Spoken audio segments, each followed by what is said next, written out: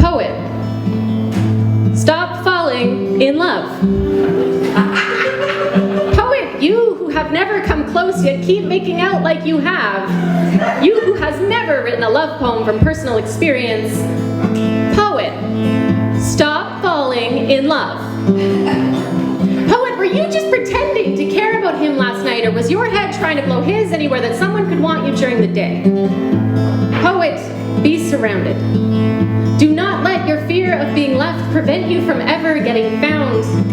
You whose idea of vulnerability is a shaved head in public nudity, crazy, sure, but brave. Those oceans of alone you keep shouting at foreign bodies are not rhetorical.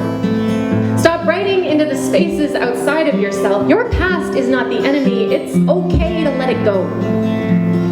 You keep living every day as if you're getting closer. Maybe it's time to ask, what to? Poet, stop crying because no one will play solitaire with you. While simultaneously tossing moments aside the very second you feel any warmth, you are playing both games wrong. Poet, lie still. It is okay to have only ever made love alone. You who has only ever been cheated on when already the other woman, who has forced so many to stand by and watch as you've thrown yourself against hard men, then cried as you broke against them. You must know by now that stepping off the curb with your eyes closed will never be the fault of those who hit you. Eventually, you will have to stop blaming the men you continue to burn yourself on. Even the spark cannot be blamed for the cremation that follows. Poet, be surrounded.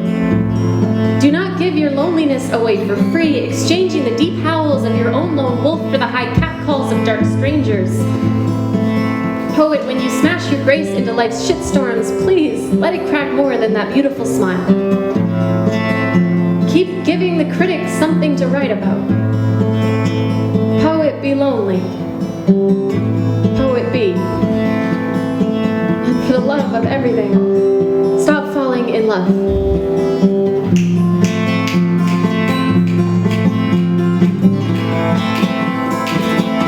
This is my last poem. Not really. Poetry has never come easy for me. Like a battle must have blood, agony, and ache, poetry requires both. And no longer am I willing to endure the pain for the prose, so I have thrown all of my pens into the ocean, said, let these bleed you dry. Because I have been beaten black and blue by them for years, I set all of my loose leaf alight, watched the cursive curl to smoke so that never again could it be stoked for inspiration. I buried all of my half-finished journals in strangers' gardens, hoping poetries would bloom for some other poor soul. But since I had already given up, booze, social media, sex, makeup, meat, sex, carbs, soda, tabloids, sex, TV, religion, health benefits, eggs and dairy, a date for office, Christmas parties, higher education, I had already walked away from false love, false hope, false friendships. Walked away from men that wanted me, men that didn't. I gave up trying to please as well as trying to piss off.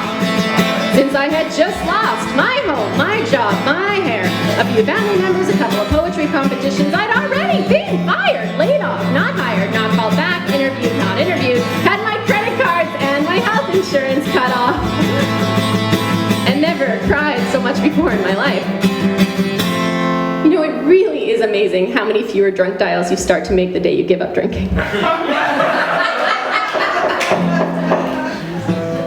I have loved a lot of men for hour-long intervals, sometimes only 30 minutes even, and only now am I wondering, when does it end?